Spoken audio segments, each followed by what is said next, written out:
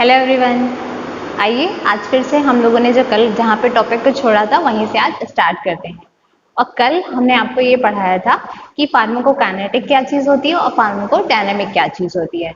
Kinetics के बारे में हमने बोला था कि आप याद कर लीजिए KADME को, जिससे पता चलता है कि जो हमारी बॉडी में ड्रग जाती है तो क्या चीजें होती हैं, जैसे कि एब्जॉर्प्शन होता है, डाइजेशन होता है, मेटाबॉलिज्म और एक्सक्रीशन होता है। तो ये सारी प्रोसेस ड्रग के साथ होती है। पर आज हम समझेंगे कि ड्रग का रूट क्या क्या है। हमने कल की क्लास जहाँ पे एंड करी थी तो आपको ये बताया था ना कि क्या कारण है कि हम जो है क्या करते हैं, सारी ड्रग मुंह के से लेने के बजाय और जगह से लेते हैं। इंजेक्शन लगवा लिया, ग्लूकोज चढ़वा लिया, क्या दिक्कत है, ग्लूकोज फाँक लो ना सारा। लेकिन ऐसा नहीं होता ना, कुछ तो ऐसी कंडीशन होती होगी जिसके वजह से ये सारे रूट्स होते हैं। तो आज हम वन बाय वन सारे रूट्स के बारे में पढ़ेंगे, उन रूट्स की इम्पोर्टेंस क्या है और उसके पीछे का रीजन क्या है, आज हम उसे जानते हैं। आइए आज की क्लास स्टार्ट करते हैं। तो पहले है हमारा रूट्स ऑफ ड्रग एडमिनिस्ट्रेशन। अब हमें ये पता होना चाहिए कि ये जो रूट्स हैं ड्रग के एडमिनिस्टर करने का, कारण क्या है। क्या कारण है कि हम जो ये कर रहे हैं, कभी मुंह से ले रहे हैं दवा, कभी इंजेक्शन लगवा ले रहे हैं, तो उसके पीछे का रीजन ये है कि ये चीजें अफेक्ट करती हैं कि ड्रग कौन सी है। दूसरा, पेशेंट की कंडीशन क्या है। जैसे पहला है कैरेक्टरिस्टिक ऑफ ड्रग। ड्रग कैसा है, हाइड्रोफिलिक है कि लिपोफिलिक है, कि उसके बाद उसका ड्रग हमें काम को क्या करवाना है, क्या पता हमें सर दर्द के लिए दवा लेनी है या फिर कोई ऐसी ड्रग लेनी है जो कि क्या करनी है, पूरे बॉडी में फ्लो हो, या किसी एक पर्टिकुलर जगह पर ही जाकर के दवा हमारी असर करे, कुछ ऐसी दवा चाहिए। डिपेंड करता है कि ड्रग का नेचर कैसा है। नेक्स्ट आता है इमरजेंसी है या रूटीन का डोज है। अगर इमरजेंसी कंडीशन हो गई तो जाहिर सी बात है हम उसे कुछ ऐसी ड्रग देंगे जो कि फास्ट एक्शन शो करे, तुरंत ही वो इंसान ठीक हो जाए, है ना, क्या थोड़ा सा जो कंडीशन है उसकी स्टेबलाइज हो जाए।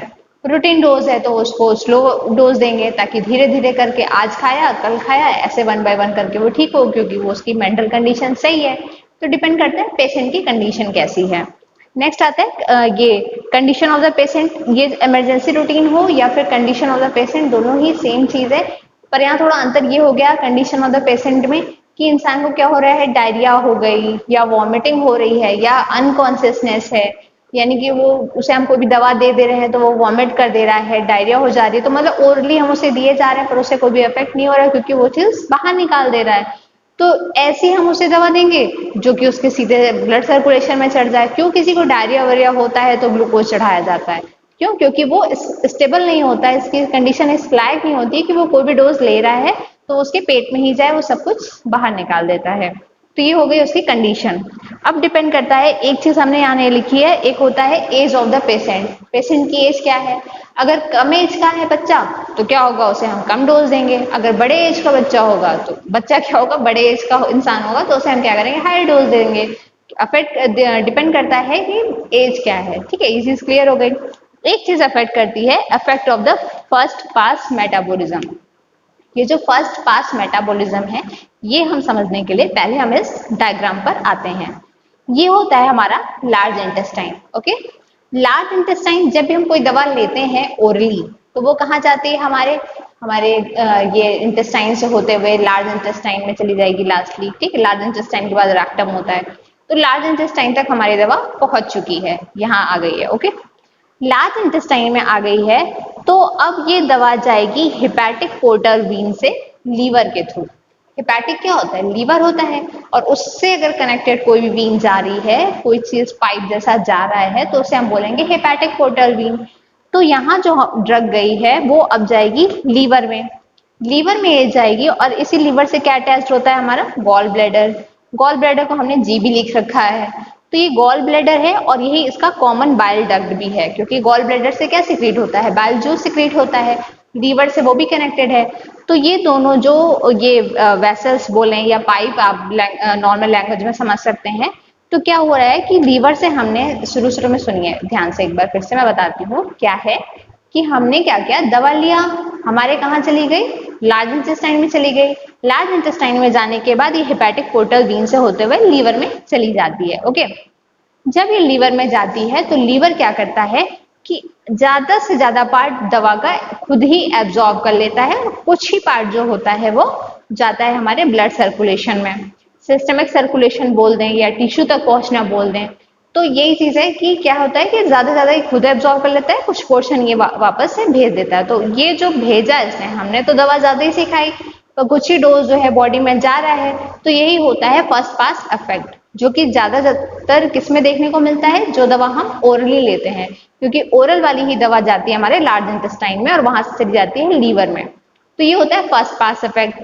किसी भी ड्रग का फर्स्ट पास इफेक्ट या बोलें या फर्स्ट पास मेटाबॉलिज्म बोलें, ये जितना ज्यादा होगा उतनी ही ड्रग कम एब्जॉर्ब होती है। तो ये कंडीशन होती है ओरल वाले में। ये चीज समझ में आ गई। तो अगर हमें क्या करना है, कोई ड्रग कोई दवा ऐसी चाहिए जिसका पूरा का पूरा हम डोज चाहते हैं कि बॉडी में पहुंच जाए, तो हम उसे ओरली नहीं लेंगे। तो ये भी एक फैक्टर हो गया। ठीक है, अब हम आते हैं कि कितने तरह के रूट्स होते हैं। तो टोटल 2 तरह के रूट्स होते हैं, एक होता है लोकल, एक होता है सिस्टमिक। लोकल जानते हैं, लोकल हम किसी चीज को क्यों बोलते हैं, कोई ऐसी चीज जिसे कि हम आसानी से पा सकें, हमारे आसपास के एरिया। ठीक है, तो लोकल में 2 चीज आती है, टॉपिकल और डीपर टिश्यू। वहीं जो हमारा सिस्टमिक सर्कुलेशन है वो खुद 2 पार्ट्स में डिवाइडेड होता है। क्या है, एक्सटर्नल और पेरेंट्रल। जो एक्सटर्नल होता है उसमें आता है oral, sublingual, rectal, transdermal, inhalational और ट्रांसनेजल। ठीक है, सबलिंगुअल और रैक्टल ये सब क्या है, ये 1 बाय 1 जब हम इसके बारे में पढ़ेंगे तो हम आपको समझा देंगे। अभी बस आपको सिर्फ और सिर्फ क्लासिफिकेशन जानना है। पेरेंट्रल में होता है सबक्यूटेनियस, ये जो हमारी स्किन होती है ना उसके नीचे की लेयर होती है सबक्यूटेनियस। उससे भी नीचे जाएंगे तो आता है हमारा इंट्रामस्कुलर, फिर वेन्स होती हैं तो इंट्रावेनस, फिर इंट्राडर्मल। ये होते हैं सारे हमारे पेरेंट्रल के रूट्स। तो अब हम समझते हैं टॉपिकल रूट्स के बारे में, यानी जो कि हमारा क्या है, लोकल रूट है।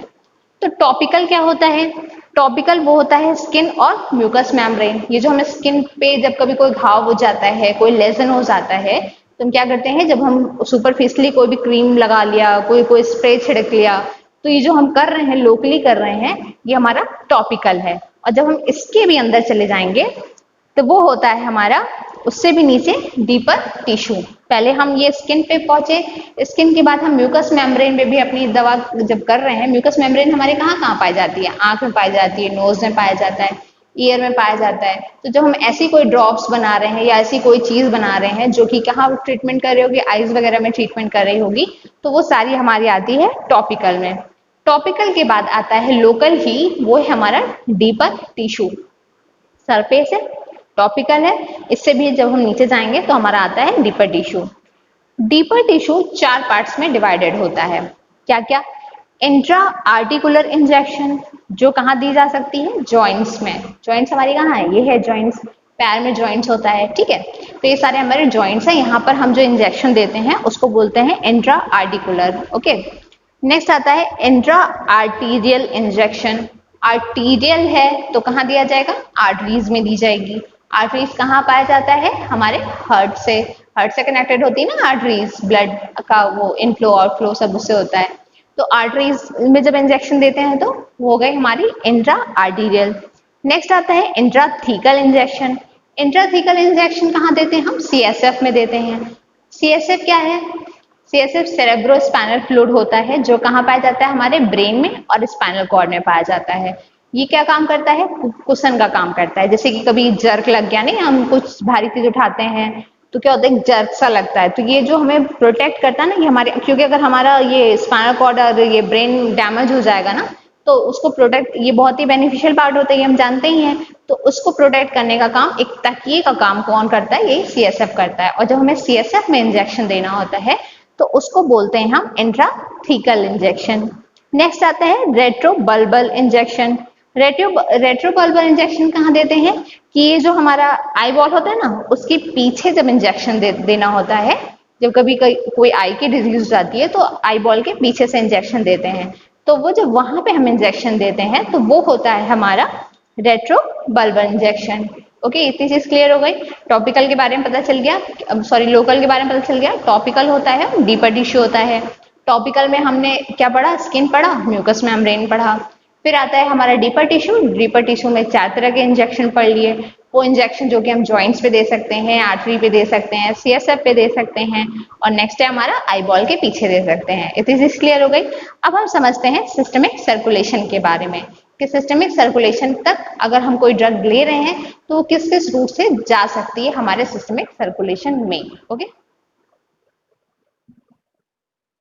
अब आते हैं हम सिस्टमिक रूट्स पर। सिस्टमिक रूट्स से जो भी हम ड्रग लेते हैं वो कहाँ चली जाती है, हमारे ब्लड में चली जाती है। तो ब्लड में जाने के बाद जहाँ पे भी उसको अपना एक्शन दिखाना होता है वहां पे रिसेप्टर से जाकर के बाइंड कर जाती है, और या तो पूरे बॉडी में जाकर के फ्लो करती है, क्योंकि डिपेंड करता है ना कि हम किस तरह का मेडिकेशन ले रहे हैं। पर ये कहाँ जाएगी, हमारे ब्लड में ही जाएगी, ये फिक्स रहता है। तो ये होती है हमारी सिस्टमिक सर्कुलेशन। तो सबसे पहले आता है हमारा ओरल रूट। ओरल रूट जो होता है वो मोस्ट कॉमन एंड एक्सेप्टेबल है, क्योंकि सभी चाहते हैं कि क्यों, कौन ही चाहेगा कि इंजेक्शन लगवा लो, तरह तरह के पैलेटेबल्स लगवा लो। उससे बेहतर है कि अपना दवा खा करके एंजॉय करो। एंजॉय करो मतलब ठीक ही रहेगा कि दवा हमारे पेट में चली गई, काम खत्म, रिलैक्स, कहीं एडमिट नहीं होना है। तो ये मोस्ट कॉमन एंड एक्सेप्टेबल है। पर प्रॉब्लम क्या आ जाती है कि इसमें हाई फर्स्ट पास मेटाबॉलिज्म हो जाता है। फर्स्ट पास मेटाबॉलिज्म हमने बता ही दिया है कि जो क्या होती है, ड्रग होती है, वो हमारे कहाँ चली जाती है, जीआईटी में। जीआईटी से लीवर में चली जाती है, वहां उसका मेटाबॉलिज्म हो जाता है, और कुछ ही पार्ट जो होता है वो सर्कुलेशन में जाता है, और बाकी पार्ट जो होता है लीवर एब्जॉर्ब कर लेता है। तो हमें क्या करना था, ज्यादा ज्यादा ड्रग पहुंचानी थी, पर कुछ ही पार्ट दवा का वो बच पाता है। तो ये होता है फर्स्ट पास इफेक्ट, ये होती है ओरल रूट के साथ प्रॉब्लम। और कुछ ऐसी भी कंडीशन है जिसमें क्या होता है कि हम प्रिफर करते हैं कि ओरल रूट से दवा ना दी जाए। ठीक है, वो कौन कौन सी हो सकती है, अनपैलेटेबल ड्रग, मतलब क्या, ऐसी ड्रग जिसका टेस्ट हमें अच्छा नहीं लग रहा है तो हम उसे बिल्कुल नहीं चाहेंगे ओरली, हम कहेंगे इससे अच्छा भाई इंजेक्शन लगा लो, काम खत्म हो जाएगी बार में, और मुंह में जाएगा, पता नहीं हमें वॉमिटिंग आ गई तो ये होता है हमारा क्या, अनपैलेटेबल ड्रग। फिर होती है इरिटेबल ड्रग, कुछ होती है जिसको खाने के बाद क्या होता है, इरिटेशन जैसा फील होने लगता है, जैसे कि क्या है, एमेटिन। Drug destroyed by digestive juice, हमने आपको ये बताया था ना, क्या था, ड्रग हमारे जीआईटी में गई थी, हेपेटिक पोर्टर वेन से लीवर में जा रही थी, तो लीवर के जस्ट नीचे क्या था, गॉल ब्लैडर था। गॉल ब्लैडर क्या सीक्रेट करता है, डाइजेस्टिव जूस। तो जब वो दोनों का मिलना यही हो रहा है, दोनों की जो वीन्स थी, हमने बताया ना कॉमन कॉमन बाइल डक्ट था, तो दोनों एक जगह पे मिल सकते हैं, तो क्या होगा, हमने ड्रग हमें भेजनी थी, एक तो खुद ही लीवर वहां से आधा से ज्यादा खा ले रहे हैं, और दूसरा अब क्या होगा कि जो डाइजेस्टिव जूस है उससे भी हो सकता है कि हमारी जो ड्रग है वो डिस्ट्रॉय हो जाए। तो ऐसी भी ड्रग हम नहीं दे सकते ओरली जो डाइजेस्टिव जूस से डिस्ट्रॉयड हो जाए। जैसे कि ये हो गई हमारी पेनिसिलिन और इंसुलिन, इसलिए इंसुलिन के इंजेक्शन लगवाए जाते हैं। फिर आता है हाई फर्स्ट पास मेटाबॉलिज्म, ये हमने आपको बार बार बताया कि ऐसी ड्रग जो कि हाई, जिसका फर्स्ट पास मेटाबॉलिज्म जितना ज्यादा होगा उतनी ड्रग कम रिलीज होगी बॉडी में, तो हम ऐसी भी ड्रग लेना नहीं चाहेंगे, जैसे कि लिडोकेन और नाइट्रोग्लिसरीन।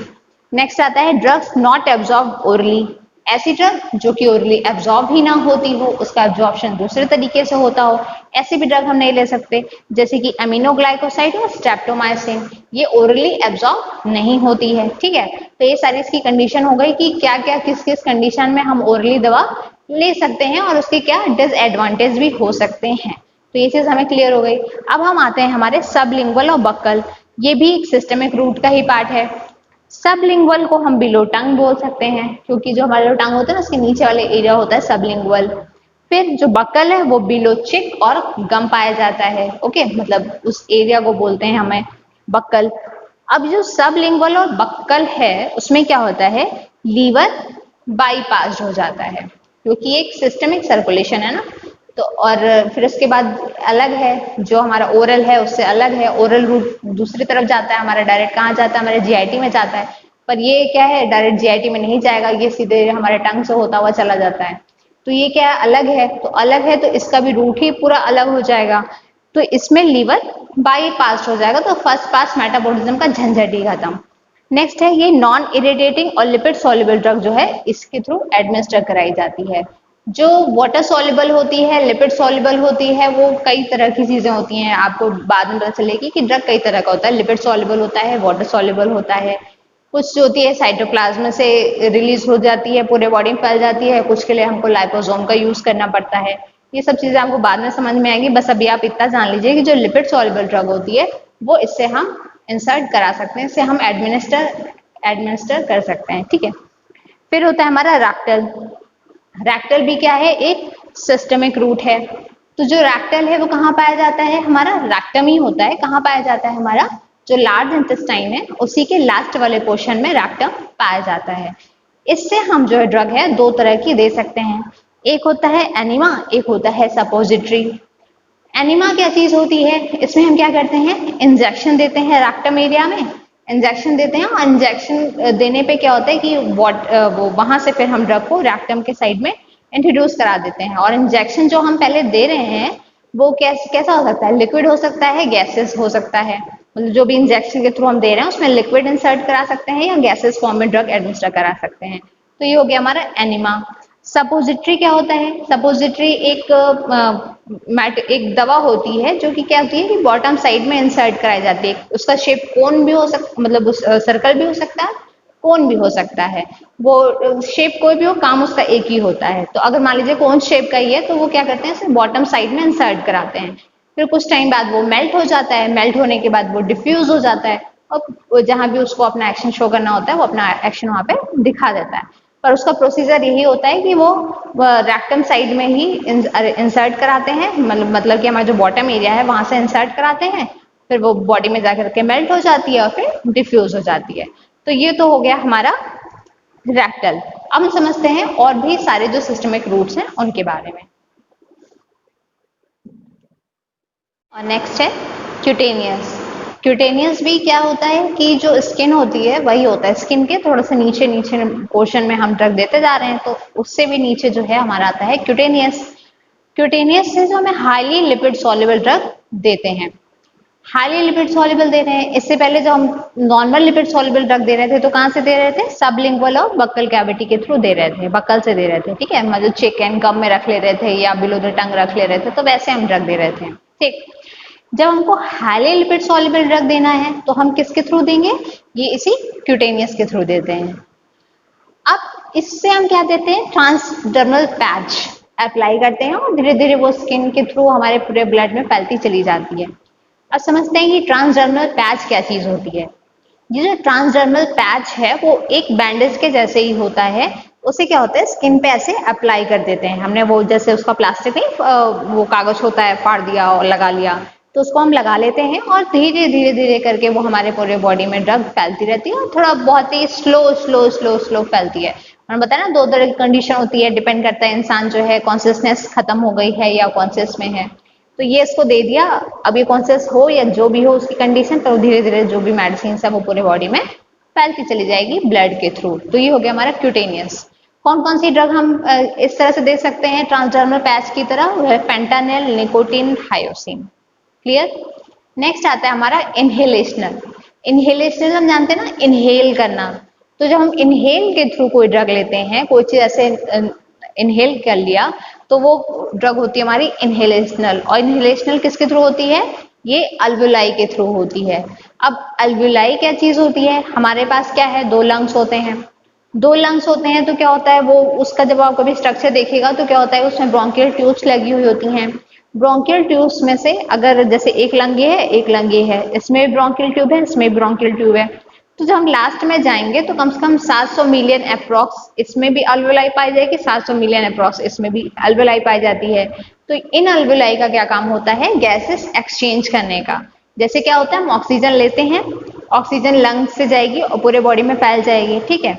अब ब्लड वेसल्स में क्या है, CO2 है, वहां से ये CO2 लेकर के आती है और फिर लंग में वापस कर देती है और बाहर हम लोग निकाल लेते हैं। तो ये जो मूवमेंट होता है ना, जो गैसेस का एक्सचेंज हो रहा है, ऑक्सीजन का पूरे बॉडी में ट्रैवल कराना हो या CO2 लेकर के बाहर निकलवाना हो, तो इसमें इन्वॉल्व होता है अल्वुलाई। तो जो इनहेलेशनल वाली चीज है, इनहेलेशनल वाली जो हम ड्रग लेते हैं उसके लिए रिस्पॉन्सिबल होता है यही। तो ये जो हम अल्वुलाई से ले रहे हैं, जो भी ड्रग ले रहे हैं, वो क्या है, कौन से ले सकते हैं, जनरल एनेस्थेटिक। वो होता है ना, वो नाक में सुंघा दिया तो फिर तुरंत इंसान बेहोश हो जाता है, डेथ नहीं हो जाती है, बेहोश हो जाता है।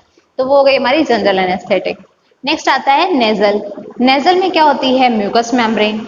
म्यूकस मेम्ब्रेन जो होती है वो बहुत सारी ड्रग्स को एब्जॉर्ब करती है, बहुत सारी ड्रग्स को हम एब्जॉर्ब करवा सकते हैं अपनी म्यूकस मेम्ब्रेन में, ये उसके अंदर क्षमता होती है।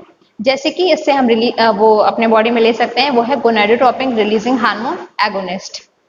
गोनाडोट्रोपिन रिलीजिंग हार्मोन आपको समझना है तो हमने हमारे आप चैनल पे जा सकते हैं, जिसमें हमने लिख रखा है कि हार्मोन्स को 20 मिनट में कंप्लीट कैसे करना है, तो उसी में ही हमने गोनाडोट्रोपिन को डिस्कस किया, वो आप देख सकते हैं। फिलहाल हमें ये जानना है कि एगोनिस्ट क्या चीज होती है। देखिए दो चीज होती है, एक होती है एगोनिस्ट, एक हो गई एगोनिस्ट, एक हो गया हमारा एंटागोनिस्ट।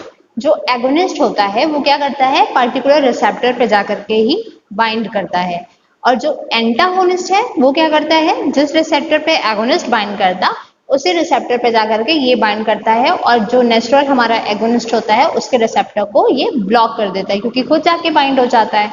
तो इसमें हम क्या दे सकते थे, गोनाडोट्रोपिन रिलीजिंग हार्मोन एगोनिस्ट दे रहे थे, जो कि क्या करेगा, पर्टिकुलर रिसेप्टर पे जाकर के बाइंड होगा और गोनाडोट्रोपिन हार्मोन का रिलीज कराएगा।